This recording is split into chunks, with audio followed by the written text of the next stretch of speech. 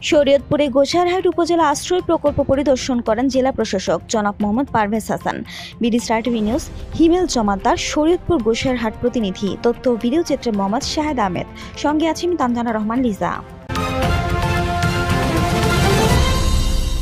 শরীয়তপুরের জেলা প্রশাসক 29 জুলাই বৃহস্পতিবার গোসাইরহাটের ইদিলপুর ইউনিয়নের মহিষকান্দি গ্রামে প্রধানমন্ত্রীর কার্যালয়ে আশ্রয় 2 প্রকল্পের অধীন মুজিব বর্ষ উপলক্ষে ভূমিহীন ও গৃহহীন পরিবার পুনর্বাসনের লক্ষ্যে প্রথম পর্যায়ে নির্মিত ঘর পরিদর্শন করেন এবং বসবাসরত বাসিন্দাদের ভালো মন্দ খোঁজ খবর নেন এবং একই সাথে প্রধানমন্ত্রী শেখ হাসিনার উপহারের ঘরের বসবাসরত তাদের নাগরিক সুবিধার্থে বিশুদ্ধ পানির ব্যবস্থা, 3টি গভীর নলকূপ ও বিদ্যুতের সংযোগ সহ যাতায়াতের ব্যবস্থার জন্য রাস্তা করে দেন।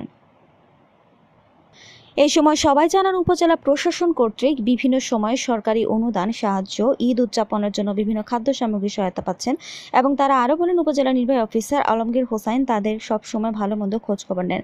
এই সময় তিনি প্রকল্পের নিরাপত্তার জন্য প্যালিসেডিং ও শরীয়তপুর জেলা পানি উন্নয়ন বোর্ড কর্তৃক জিও ব্যাগ দ্বারা নির্মিত ঘরের চারপাশ পর্যবেক্ষণ করেন। পরিদর্শন শেষে তিনি একটি গাছের চারা রোপণ করেন। এছাড়া তিনি কোভিড-19 প্রতিরোধে ভ্যাকসিন সুবিধা প্রদানের উদ্দেশ্যে আস্থা ও স্বস্তির বুথ নামে অনলাইন রেজিস্ট্রেশন কার্যক্রমে শুভ উদ্বোধন করেন। বিশ্বাস রাখি যে আশ্রয়নে যারা থাকছেন তারা আমাদের মেহমান, তারা মাননীয় প্রধানমন্ত্রী স্বপ্নের একটি প্রকল্পের অংশ। সুতরাং তারা কেউ করোনায় আক্রান্ত হয়ে অসুস্থ হবেন, এটা আমাদের প্রত্যাশিত নয়।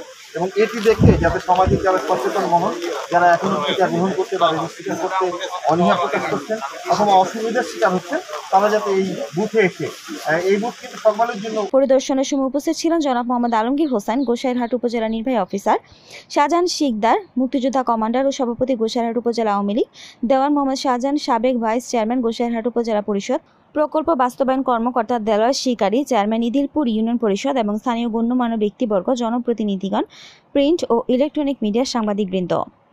আশ্রয় 2 প্রকল্পের ঘরগুলো দেখার জন্য এসেছি। এখানে আপনারা জানেন যে অতিবৃষ্টির কারণে এবং আমাদের পাশের নদী এবং খাল থাকার কারণে কয়েকটি ঘরে আমাদের এই বারান্দায় ফাটল দেখা দিয়েছিল।